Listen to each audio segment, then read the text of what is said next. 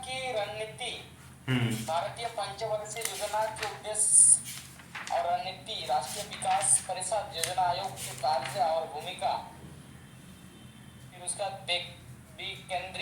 विकेंद्रीकृत नियोजन, अभिप्राय महत्व, PRIS और विकेंद्रित नियोजन, भारत में उठाए गए मुख्य कदम। तो मेनली हम लोग को करना है नियोजन की रणनीति और उसके बाद पंचवर्षीय योजना का उद्देश्य क्या है और उसको प्राप्त करने के लिए क्या रणनीति अपनाई गई। यही है एक टॉपिक। दूसरा टॉपिक है राष्ट्रीय विकास परिषद की भूमिका और उसका कार्य। और जब पंचवर्षीय योजना खत्म हो गया, योजना आयोग खत्म हो जाएगा।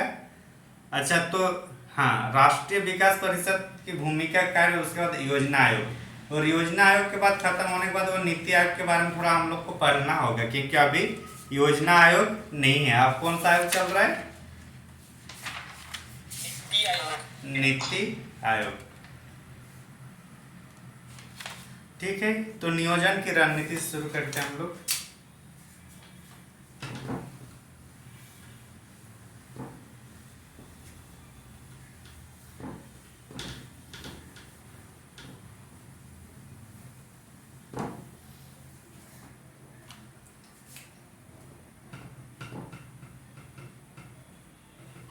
क्या है? नियोजन की रणनीति ना।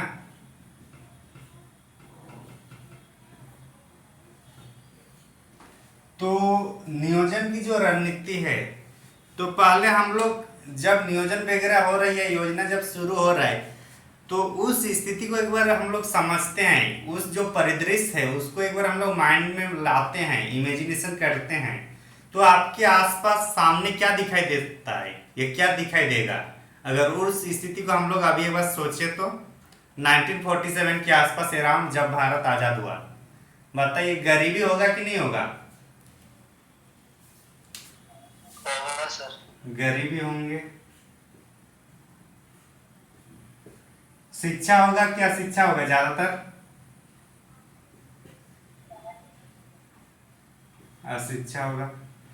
कृषि का उत्पादन कम होगा या ज्यादा होगा? कम होगा। कृषि की उत्पादकता कम होगी। स्वास्थ्य से संबंधित क्या होगा? स्वास्थ्य का क्वालिटी क्या होगा? ज्यादा होगा या कम होगा? क्या होगा बताइए? कम होंगे। रोजगार ज्यादा होगा या कम होगा? हम लोग बात करें 1947 के आसपास, मतलब 47 से 1950 के मान के चलिए, जब हम लोग आजाद होकर 1-2 साल मतलब हो रहे थे, तो उस टाइम हम लोग सोचने में नहीं आ रहा था क्या करें क्या ना करें। तो उस स्थिति को एक बार सोचिए आप। रोजगार कम हो गया या ज्यादा? कम। गरीबी, अशिक्षा, कृषि उत्पादकता, स्वास्थ्य सुविधाएं, रोजगार, ऊर्जा हम लोग का क्या होगा? कम होगा या ज्यादा होगा? कम होगा। आधारभूत सुविधाएं, वो भी कम होगा। आधारभूत सुविधाएं ये भी कम होगा। गरीबी ज्यादा, अशिक्षा ज्यादा, कृषि उत्पादकता कम। और कुछ पॉइंट इस टाइप से और कुछ देखने को मिल रहा है क्या हम लोग का? गरीबी होंगी, भूखमरी होगा कि नहीं? भूखमरी अपने उच्च स्तर पर रहेगा। और कुछ सोचिए उस टाइम क्या हो सकता है, क्योंकि आप लोग हिस्ट्री पढ़ चुके हैं, तो ये सोचने में ज्यादा बड़ी बात नहीं है कि आप लोग नहीं सोच पाइएगा। सोच तो सकते हैं कि नहीं सकते हैं?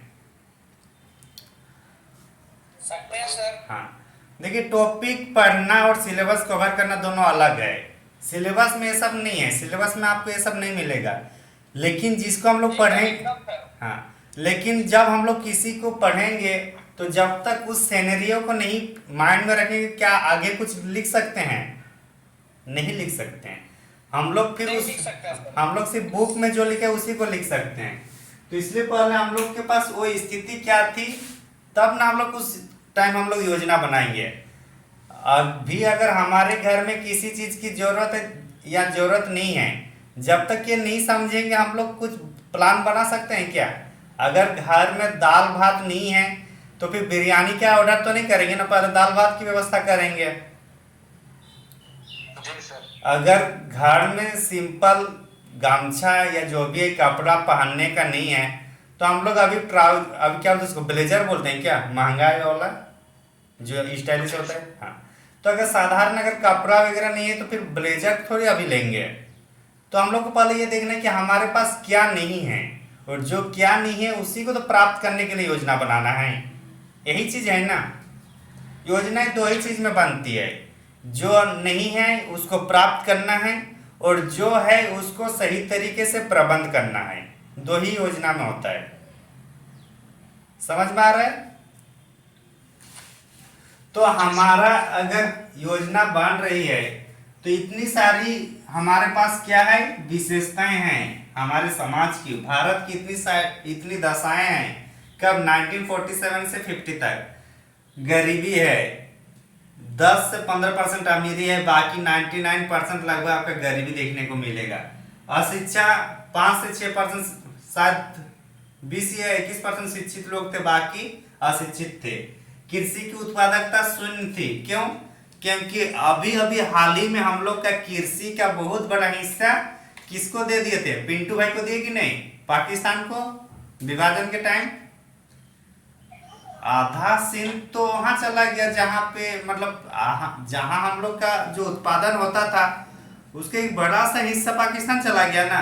तो एक तो हम लोग पहले से गरीब थे, ऊपर से जो जहां पर पैदावार होता था वहां चला गया।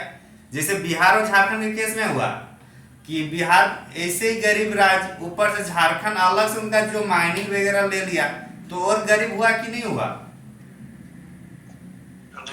तो वही चीज भारत और पाकिस्तान के टाइम भी हुआ। तो क्या कृषि उत्पादकता कम हो गया। कृषि उत्पादकता कम होने का एक कारण ये भी है कि हम लोग सिर्फ मानसून पर डिपेंड थे। मानसून होगा तो खेती होगी, मानसून नहीं होगी तो खेती नहीं होगी। तो ऐसी स्थिति में अगर देखा जाए तो कृषि उत्पादकता में कमी आ रहा है। स्वास्थ्य सुविधा का कुछ पता नहीं। जब लोगों को खाने का ये नहीं होता तो कौन उतना डॉक्टर बन रहा है, कौन पढ़ाई कर रहा है? जितना होगा झाड़ फूंक पोछा नहीं होगा, यही हो सकता है ना। अभी भी आज गांव में जाइए, सुदूर गांव क्षेत्र में जाइए, जहां चिकित्सा सुविधा नहीं है, वहां आज भी झाड़ फूंक की जाती है कि नहीं? जी सर। हाँ। बच्चे दिल्ली लो रहे हैं, उनको एनीमिया हो गया, लोग यहाँ झाड़ फूंक कराने में लगे हुए हैं। एक दिन देखा पूरा बॉडी पीली पीली हो गया और फिर एक दिन चले गए। तो क्या लग गया कि कहीं ना कहीं कोई इनका मतलब गलत नजर लग गया। तो जो होना चाहिए, जो स्वास्थ्य सुविधाएं होनी चाहिए, अभी भी नहीं मिल रही। झारखंड में तो और इनका मतलब अलग ही है। अभी भी अगर सामुदायिक स्वास्थ्य केंद्र अगर है, सरकार के पास पैसा है, वो इंफ्रास्ट्रक्चर खड़ा कर दे रही है, लेकिन वो रिसोर्स भी तो होना चाहिए। अभी नर्स नहीं है तो कहाँ से लाएगी? इसलिए झारखंड सरकार अभी ज़्यादा, या जो लोग हैं अभी नर्सिंग वगैरह ट्रेनिंग कर रहे हैं ताकि जल्दी से जल्दी उनको नौकरी भी मिले। और अभी उनका स्कोप भी बहुत है, क्योंकि बहुत सारा स्कोप है अभी नर्सिंग में। वो लोग रहेंगे तो क्या होगा, मतलब आराम से वो लोग का मतलब क्या बोलते हैं उसको, सैलरी आराम से आ जाएगा। जैसे पहले टेक्निकल वालों का था, अब टेक्निकल वाले इतना हो गए कि अब समझ में नहीं आता कि लोग टेक्निकल कर रहे हैं या ग्रेजुएशन कर रहे हैं, सिंपल यही चीज हो रहा है ना। तो उस टाइम उस स्थिति 1947 में ना तो उतना पैसा था कि कोई नर्स की तैयारी करे और ना ही डॉक्टर बने। तो उस टाइम क्या हुआ, स्वास्थ्य सुविधाएं बहुत कम थी कि नहीं? जी सर। जब खुद को खाने का या खुद को जब रोटी ना मिले, क्या तो दूसरों के लिए रोटी बना सकती है क्या? बना सकते हैं क्या कोई? नहीं सर। अगर मैं अपने पेट नहीं भर सकता हूं तो क्या मैं दूसरों का पेट भर पाऊंगा? नहीं सर। बिल्कुल नहीं। तो जो देश खुद गरीबी में है वो किसको उतना रोजगार देगा? तो बेरोजगारी भी पूरा रहेगा, मतलब रोजगार बहुत कम होगा। जो देश सुई तक बनाने के काबिल नहीं है, ऊर्जा के लिए परमाणु ऊर्जा या हाइड्रो पावर कहाँ बनाएगा? अगर हम लोग 1921 के आसपास अगर या 1907 के आसपास अगर स्वदेशी आंदोलन शुरू कर रहे हैं, स्वदेशी आंदोलन शुरू कब हुआ? 1920 में, उसी टाइम हुआ या पहले हुआ? बोलिए आप। तो 5 में शायद सर। हाँ, तो उसके लिए कॉन्सेप्ट समझ में आएंगे तो हम लोग अच्छा होगा। जैसे कि बंगाल विभाजन कब ये हो रहा है, 1905 के आसपास, 3 से आसपास। तो उसी टाइम स्वदेशी आंदोलन शुरू हुआ है ना। तो जब स्वदेशी आंदोलन शुरू हुआ तब थोड़ा बहुत हम लोग का उद्योग देखने को मिला था, माचिस उद्योग, साबुन उद्योग, इस टाइप से। तो वही चीज हम लोग का, उसके बाद हम लोग उद्योग में ज्यादा नहीं बढ़ पाए क्योंकि सरकार हम लोग को संरक्षण नहीं दे रहा था, हमारी कंपनियों को, भारतीय कंपनी को। तो क्या होगा, तो मतलब अच्छा से जब हाइडल पावर प्रोजेक्ट नहीं कर सकते हैं, थर्मल पावर प्रोजेक्ट अपने से नहीं कर सकते हैं, तो और परमाणु ऊर्जा क्या हम लोग सोच सकते हैं? मतलब किसी भी स्थिति में कहा जा सकता है कि ऊर्जा हम लोग का बहुत कम था, एनर्जी क्या था, बहुत कम था। आधारभूत सुविधाएं, टॉयलेट, रोड, ये सब कुछ नहीं थी, भुखमरी बहुत ज्यादा था। ये स्थिति है। तो अभी जो योजनाएं बनाया जाएगा अमूमन इसी को देखकर बनाया जाएगा या कुछ और बनाया जाएगा?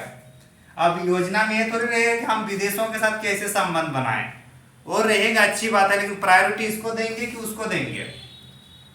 इसको दिया जाएगा, इसको दिया जाएगा। तो अभी जो नियोजन वगैरह जब भी करेंगे तो जितना भी हम लोग का पंचवर्षीय योजना चलेगा 1 से लेकर 12 तक, आपका इन्हीं क्षेत्रों से बनेगा, इन्हीं क्षेत्रों में होगा, है कि नहीं? आप देख लीजिए, कोई भी पंचवर्षीय योजना उठाइए, यही सब पॉइंट मिलेगा, इसके अलावा कुछ भी पॉइंट आपको एक्स्ट्रा ना देखने को मिलेगा। बस इसी का जब खाना पीना जब सही से हो जाएगा तब क्या बोलेंगे कि हम लोग थोड़ा डेवलप हो रहे हैं, अब मानवाधिकार की बात करने लगेंगे, मानव रिसोर्स की बात करने लगेंगे, जब थोड़ा खाना पीना, पढ़ाई लिखाई, डॉक्टर वगैरह सब कर लेंगे तब। अभी क्या है, अभी तो सब जानवर है ना।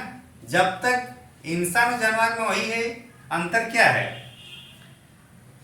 अगर कोई भी प्राणी अपने आप में एक जानवर ही है, उसको कितना सोशलाइजेशन किया जा रहा है, कितना उसमें गुणवत्ता डाली जा रही है बाहर से, वो फिर उसको एक इंसान बना देता है, आदमी को, है कि नहीं? जी सर। हाँ। तो अभी तो जो भी होगा हम लोग का पंचवर्षीय योजना में, तो इसलिए पहला अच्छा क्या है हम लोग का नियोजन की रणनीति। तो ये सब इतना हमारी सिचुएशन है, तो अब इसको सरकार हो या हम लोग अगर इस जगह पर कहीं फेस कर रहे हैं, अभी अगर हम लोग बेरोजगारी फेस कर रहे हैं, घर में खाने की टेंशन हो रही है, घर में बहन है तो शादी देने की टेंशन हो रही है, तो कुछ ना कुछ हम लोग प्लानिंग बनाएंगे कि नहीं बनाएंगे? कुछ रणनीति लेंगे कि चलो 1-2 साल तैयारी करते हैं, अच्छा से सर्विस होगा तो मेरा परिवार कम से कम ठीक रहेगा। सोचा तो हुआ है कि नहीं हुआ, या ये भी नहीं सोचा है? जी सर। तो उस टाइम भारत के प्रधानमंत्री या भारत की जनता को जो देख के वो भी तो सोचे होंगे कि जो रणनीति है तो देखेंगे।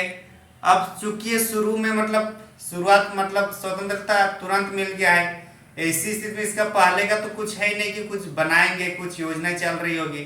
तो अब क्या करेंगे, बाकी देश ने क्या क्या योजनाएं शुरू कर रही है, या फिर वो लोग कैसे इस सब स्थिति को कैसे वो लोग मतलब उसको जीत करके आगे आ रहे हैं। तो सबसे पहले हम लोग का मतलब जो रणनीति होगा, तो जनरली हम लोग क्या करेंगे, इतना सारा अगर सुविधाओं में है, असुविधाएं हैं, तो हम लोग सबसे पहले फोकस ये दोनों करेंगे ना।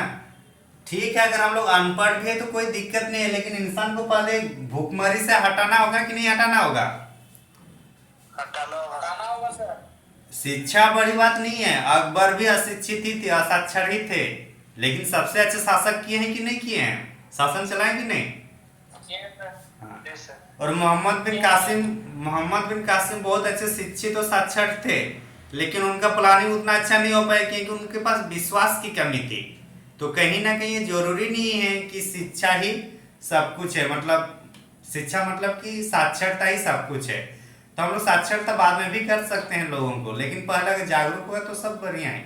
लेकिन उसके बाद हम लोग क्या देखना है कि अगर कोई भूख में मर रहा है तो उसको शिक्षा की जरूरत है या रोटी की जरूरत है? रोटी। रोटी कहाँ से आएगी, खेत कृषि से आएगी या उद्योग से आएगी? कृषि। तो पहला पंचवर्षीय योजना कहाँ से प्लानिंग बनेगा हम लोग का? कृषि। समझ में आया? जी सर। जो भी योजना बन रहे, बस आप उस सिचुएशन को एक बार अपने आप में अपने ऊपर रख लीजिए कि ऐसा ऐसा सिचुएशन है, आप इसको कैसे निपटाएं। अपने आप आपको समझ में आएगा कि हमें बुक पढ़ना है, स्कूल जाना है या रोटी का पहले खाना है।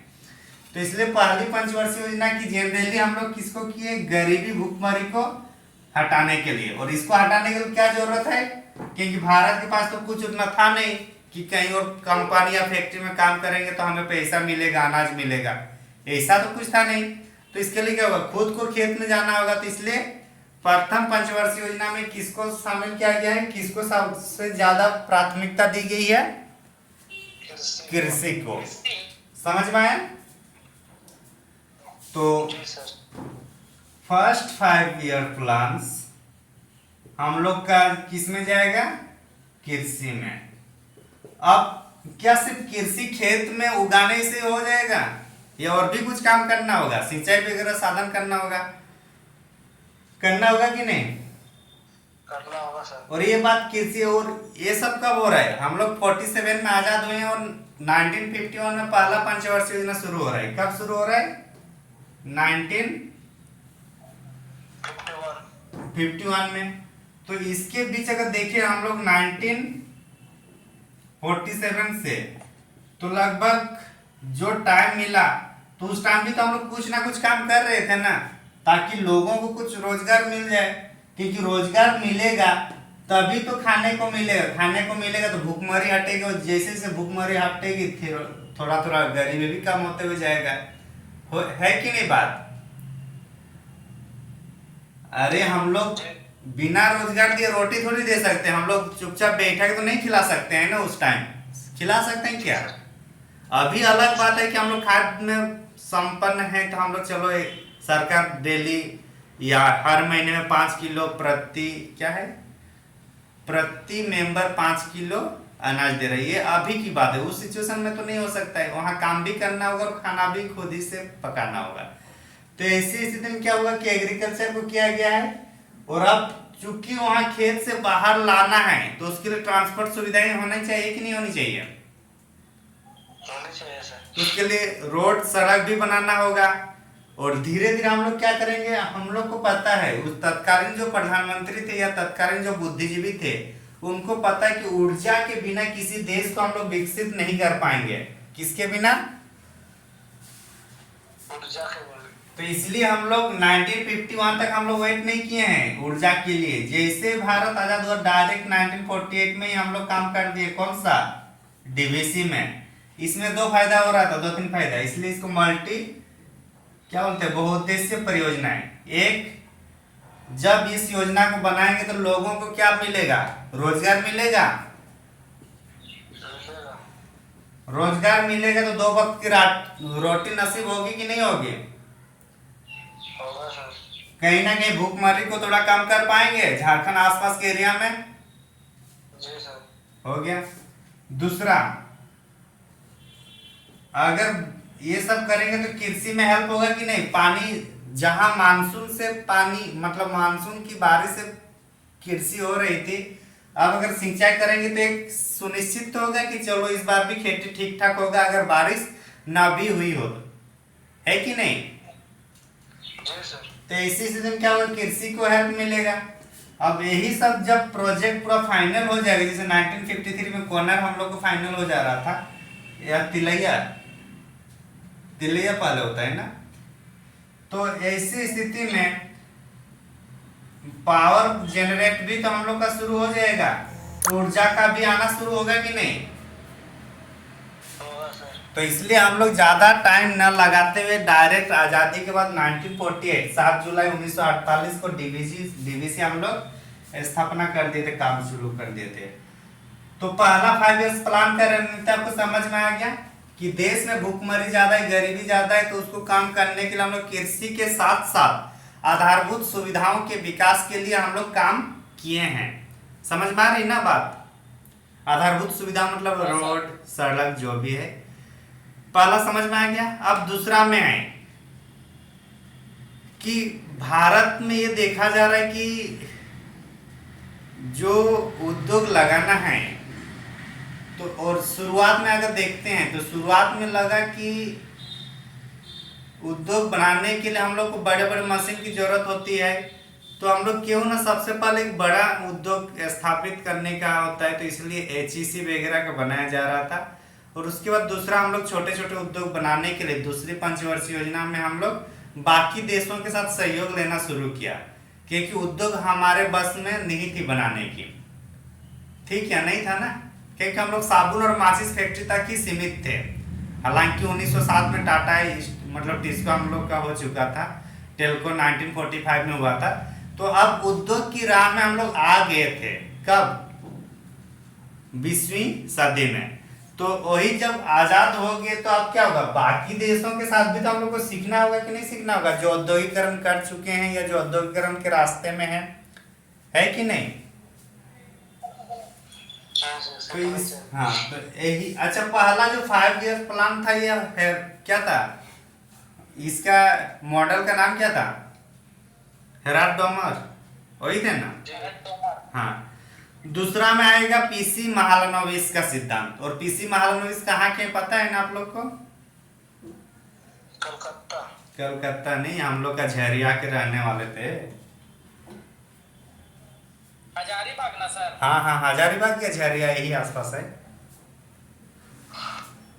तो उनकी सिद्धांत को फिर लाया गया दूसरी पंचवर्षीय योजना में, उद्योग से संबंधित। तो अभी उद्योग में क्या होगा, जो कृषि में जो प्रोडक्ट्स आ जाएगा वो कच्चा माल के रूप में उद्योग में स्थापित, उद्योग में काम आएगा कि नहीं। जो लोग 3 से 6 महीना कृषि में संलग्न रहेंगे, बाकी टाइम उद्योग में भी आएगा। और कुछ लोग अगर घर में 5 मेंबर आए तो 2 से 3 मेंबर कृषि में रहेगा, बाकी उद्योग में आएगा। तो कहीं ना कहीं इसी पर्पस से हम लोग कृषि क्षेत्र के बाद हम लोग उद्योग क्षेत्र को लाए, समझे? हाँ। तो इस टाइप से फिर तीसरा पंचवर्षीय योजना आएगा। तीसरा पंचवर्षीय योजना में देखा जाएगा कि कृषि और उद्योग में लगभग ठीक ठाक बेनिफिट मिल रहा है, तो क्यों नहीं बस दोनों को प्रमोट किया जाएगा एक ही साथ। जैसे बिग पुश हम लोग पढ़े थे ना, गरीबी को हटाने के लिए। हाँ सर, बिग पुश। हाँ, तो उसी टाइप से अब क्या किया जाएगा, यहाँ पे भी हम लोग दोनों को मिलाकर, दोनों क्षेत्र को मिलाकर विकास करने की बात की जाएगी। तो हालांकि दुर्भाग्य था कि जो हम लोग पहला पंचवर्षीय योजना और दूसरा पंचवर्षीय जो टारगेट थे उसको पूरा कर पा रहे थे, तीसरी पंचवर्षीय योजना में हालांकि सिचुएशन कुछ अलग थी। एक तो अकाल आ गया था, दूसरा हम लोग चीन और पाकिस्तान के साथ साथ हम लोग का युद्ध भी करना पड़ा। तो ऐसी स्थिति में एक अकाल होने के कारण खाद्यान्न की कमी हुई, जिससे भूखमरी इस टाइप से देखने को मिला। दूसरा जो खाद्यान्न बचा हुआ था वो पहले आर्मी लोग को पहुंचाना जरूरी था कि नहीं, क्योंकि वो लोग वहां पे लड़ रहे थे। तो ऐसी स्थिति में एक भयानक भयावह देखने को मिला था खाद्यान्न संकट की। तो अब क्या होगा, जब तीसरी में ऐसा जब देखने को मिलेगा तो अगला जो चौथा पंचवर्षीय योजना होगा तो उसमें खाद्य सुरक्षा की बात रखी जाएगी कि नहीं। और दूसरी बात, जब घर में कब सिचुएशन खराब होता है या देश में जब मतलब सिचुएशन खराब है तो अगले 5 साल के बारे में सोचेगा या 1 साल में क्या करना है, अभी इंस्टेंट टाइम क्या करना है वो सोचेगा। हाँ, तो इसलिए क्या होगा, जो 2 पंचवर्षीय योजना 3 पंचवर्षीय चल रहा तो उसके बाद तुरंत क्या आएगा, 1-1 साल के लिए 3 योजनाएं आएंगी, जिसको हम लोग योजना अवकाश के रूप में जानते हैं। 3 ही योजना है ना? ठीक। तो हम लोग को जब 3 योजना है तो हम लोग को फिर लगा कि चलो हम लोग फिर से पटरी पे आ गए, तो फिर चौथा पंचवर्षीय योजना आ जाएगा। और इन्हीं जो 1-1 साल करके 3 योजनाएं हैं, इसी में हम लोग का जब हम लोग ये समझ में आ गया कि हम लोग खाद्यान्न संकट में हैं, हम लोग खाद्य सुरक्षा नहीं दे पा रहे हैं, तो तत्कालीन प्रधानमंत्री कौन थे? लाल बहादुर शास्त्री जी। उसी टाइम उनका नारा आया था कौन सा? जय जवान जय किसान। किसान क्यों? क्योंकि वो लोग का खाद्यान्न जरूरी है, और जय जवान क्यों? क्योंकि वहां वो लोग को लड़ना जरूरी है। तो दोनों को मन में मोटिवेशनल देने के लिए ये नारा दी गई थी, जय जवान जय किसान। अब आता है ऐसी स्थिति में कि खाद्यान्न संकट है, तो इसी में फिर जो हम लोग का 1 वर्षीय जो योजना चल रहा था 3 कंटिन्यूसली, तो वहीं पे फिर हम लोग का हरित क्रांति की परिकल्पना सामने आई, जो खाद्यान्न सुरक्षा को अगले 3 से 4 साल में भारत को एक खाद्यान्न निर्भर देश बनाने की ओर पहुंचा दिया गया था। मतलब जो मतलब जब 65 के आसपास जो हम लोग खाद्यान्न संकट से जूझ रहे थे, वो अगले 3 से 4 साल में भारत खाद्यान्न आत्मनिर्भर देश बनने की ओर पहुंच चुके थे। तो ये कैसे हो पाया? मतलब ग्रीन हरित क्रांति के परिणाम स्वरूप। समझ में आ रहा है? जी सर। हाँ, तो इस टाइप से आप जैसे तीसरा में हम लोग पता चल गया हम लोग आत्मनिर्भर नहीं है, तो चौथा में क्या आएगा? जैसे गरीबी, भूखमरी या जो था रोजगार बढ़ाना, ये सब ठीक है। तो चौथा में क्या आएगा? हम लोग पहले ये सोचेंगे कि नहीं कि हमारे पास खाने पीने का भी व्यवस्था ठीक नहीं है, हम लोग को खराब लगेगी कि नहीं घर में।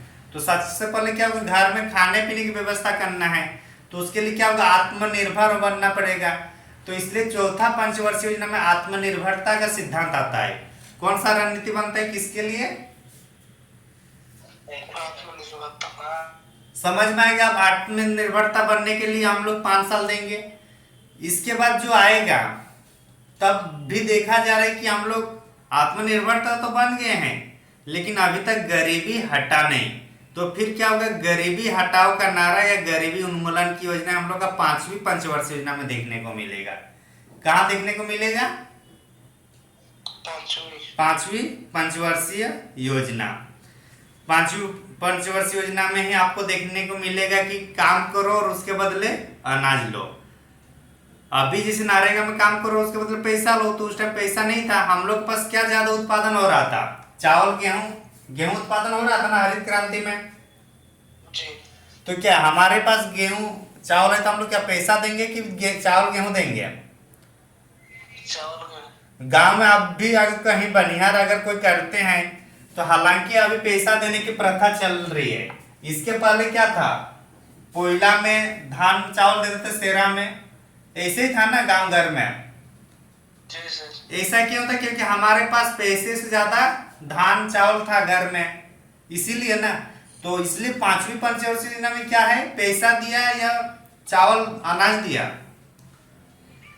अनाज। समझ में आएगा कॉन्सेप्ट? क्योंकि हमारे पास हरित क्रांति के बाद खाद्यान्न हम लोग परिपूर्ण हो गए थे, आत्मनिर्भर हो गए थे।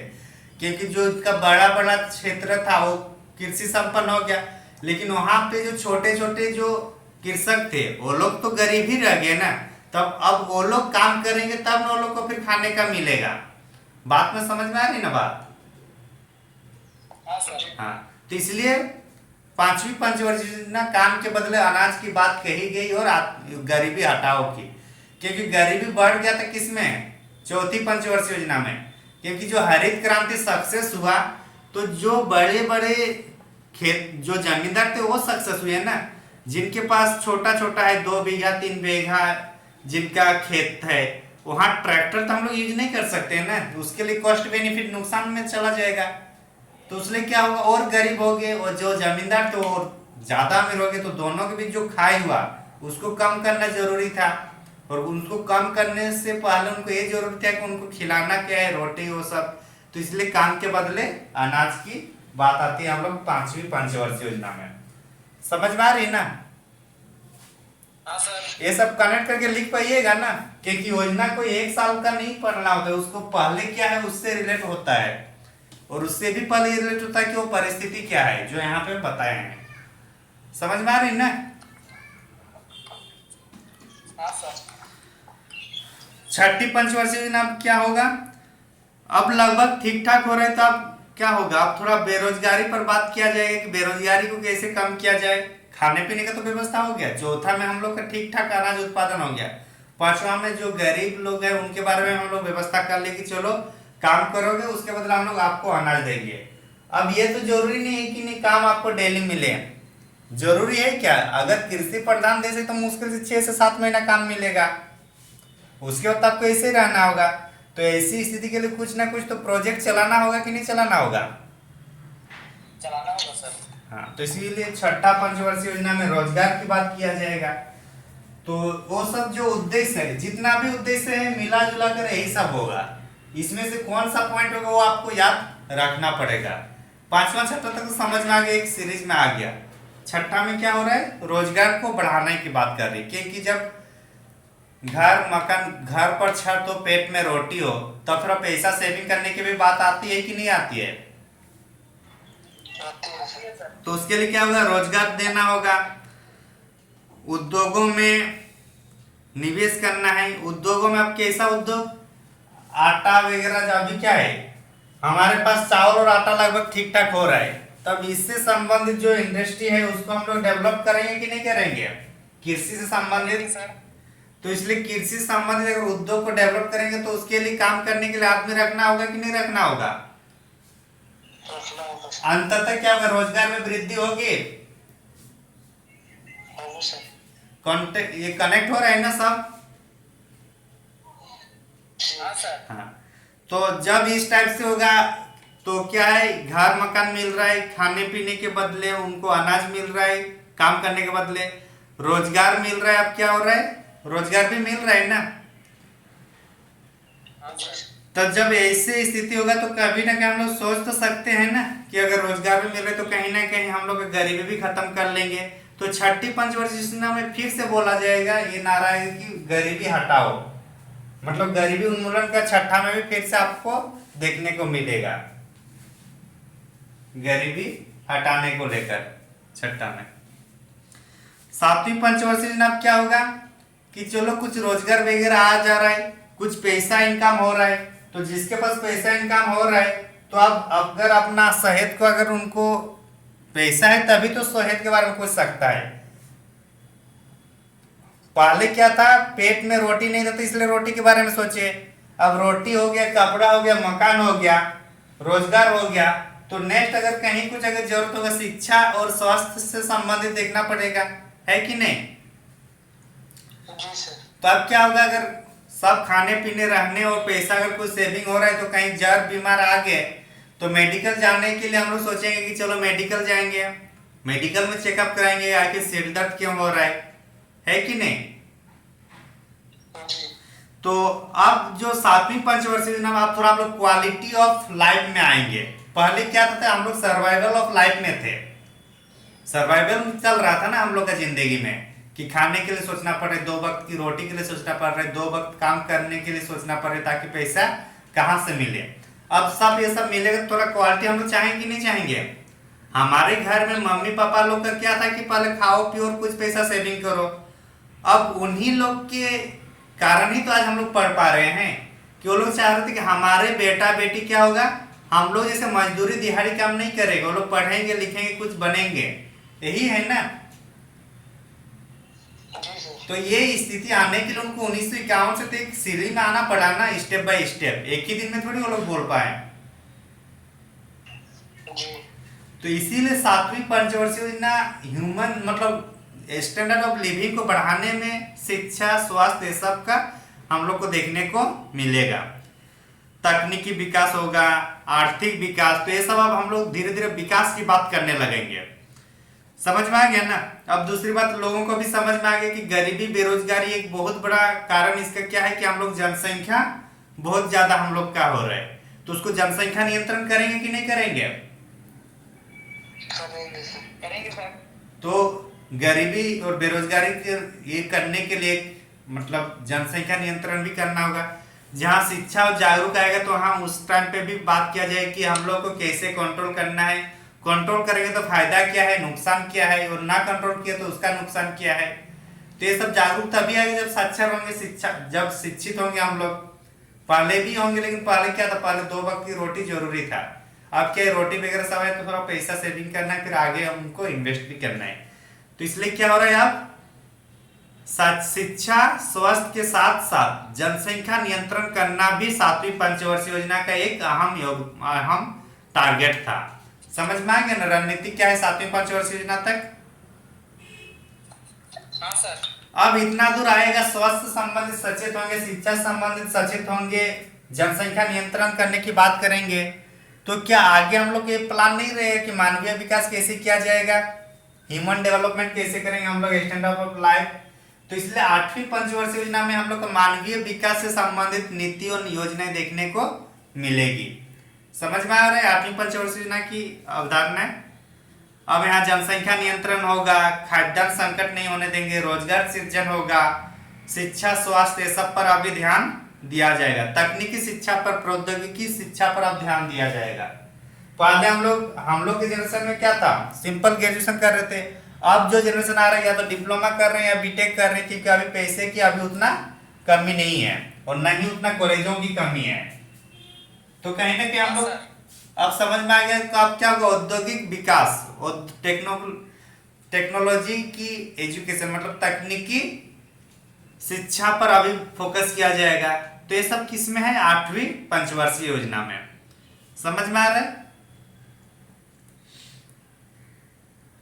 9वीं पंचवर्षीय योजना भी लगभग ऐसा ही रहेगा, बस यहाँ संघवाद एक शब्द आएगा, जहाँ पे संघ मतलब मिलजुल कर काम करने की आप भावना लाएंगे कि अकेले उतना काम नहीं हो पा रहा है तो थोड़ा मिलजुल कर काम करेंगे।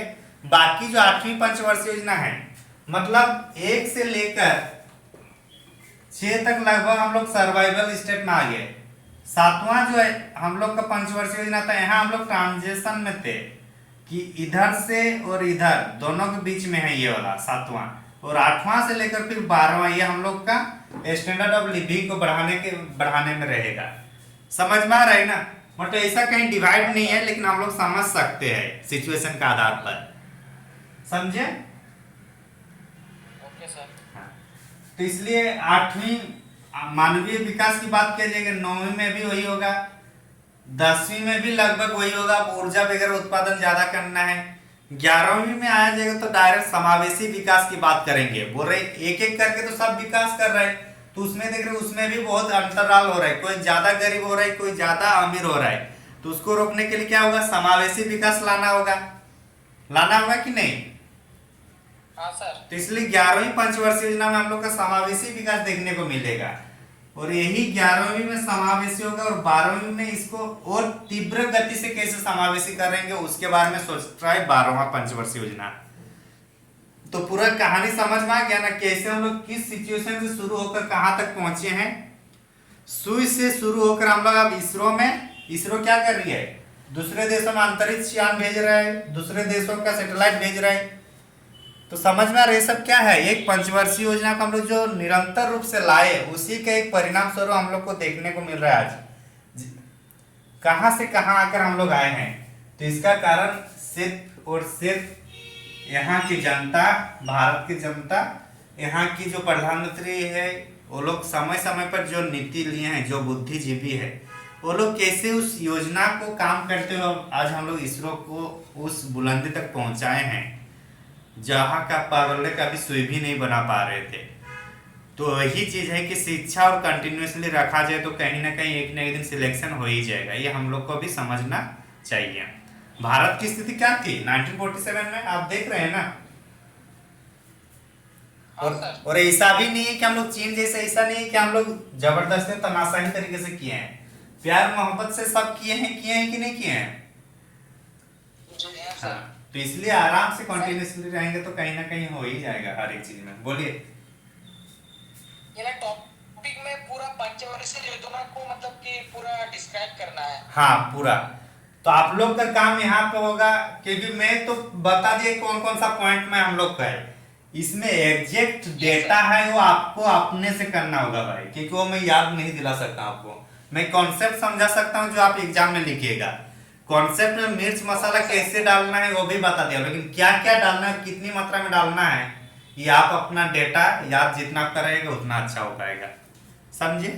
और जब मेरे को याद नहीं रहता तो गोलमोल बात करके निकाल देता हूँ, क्योंकि कॉन्सेप्ट तो यही है ना, इसी में बोलना है कि ऊर्जा की आवश्यकता की पूर्ति नहीं हो पा रही थी, तो इसलिए ऊर्जा की आवश्यकता है। अभी लोग एक अच्छे स्टैंडर्ड पर आ गए तो अब समावेशी विकास की बात होने रही, जिसके तहत समाज के सभी लोगों को विकास की भागीदारी जरूरी है। तो वहाँ गरीबी कितना है, वहाँ टारगेट कितना रखा गया है, औद्योगिक विकास कितना टारगेट रखा गया है, वो हम लोग को याद रखना होगा। समझ में आ रहा है ना। हाँ सर। उसके लिए बुक है, डेटा है, तो जो डेटा और बुक में है उसको पढ़ाना मतलब टाइम पास ही है मेरे को लगता है, क्योंकि जो हम लोग को समझना है वो क्लास में समझे तो अच्छा रहे। अगर जो बुक का डेटा है उसको भी यहीं पे बताया जाए तो फिर टाइम ज्यादा जाएगा। समझे। ठीक है सर। तो लगभग आप लोग इसको एक बार टारगेट वगैरह कौन सा 5 इयर्स में कितना तो उसको एक बार देख लीजिएगा, तो लगभग ये टॉपिक हम लोग का खत्म हो जाएगा होने से। और उसके बाद फिर होगा 5 ईयर प्लान का जो मतलब मेन टॉपिक है उसको देख लेना है और उसको कोरिलेट करके कनेक्ट करके लिख देना है, यही ना सर? हाँ, टारगेट आप लोग को याद करने की कौन सा टारगेट में क्या था, आप बाकी तो कनेक्ट कर ही दिया ना, कैसे कनेक्ट करके एक के बाद एक कनेक्ट किए। हाँ सर। वो कनेक्ट आपको हो गया, आप इसको वैसे वीडियो रिकॉर्ड और इसको बाद में एक बार देख सकते हैं।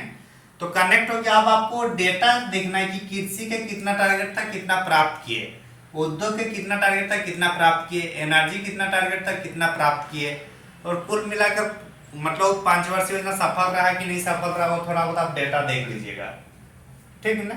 उसमें ज्यादा माथापैची नहीं है, मेन था कि हम लोग लिखेंगे तो कैसे उसको कनेक्ट करके लिखेंगे, ये समझना सबसे पहले जरूरी था। समझ में आ गया ना? हाँ सर। तो एक काम करते हैं ना, आज इतना ही छोड़ते, इसको एक बार आप लोग रीडिंग कर लीजिए, क्योंकि रीडिंग करना जरूरी है। होने से कल योजना आयोग और नीति आयोग, उसके साथ जो विकेंद्रीकृत नियोजन है, इसको हम लोग कल कर लेंगे। Okay sir. हाँ, और लाइट भी आज थोड़ा कम है, ठीक ना। आराम से कवर हो जाएगा सिलेबस, उसका टेंशन नहीं ले।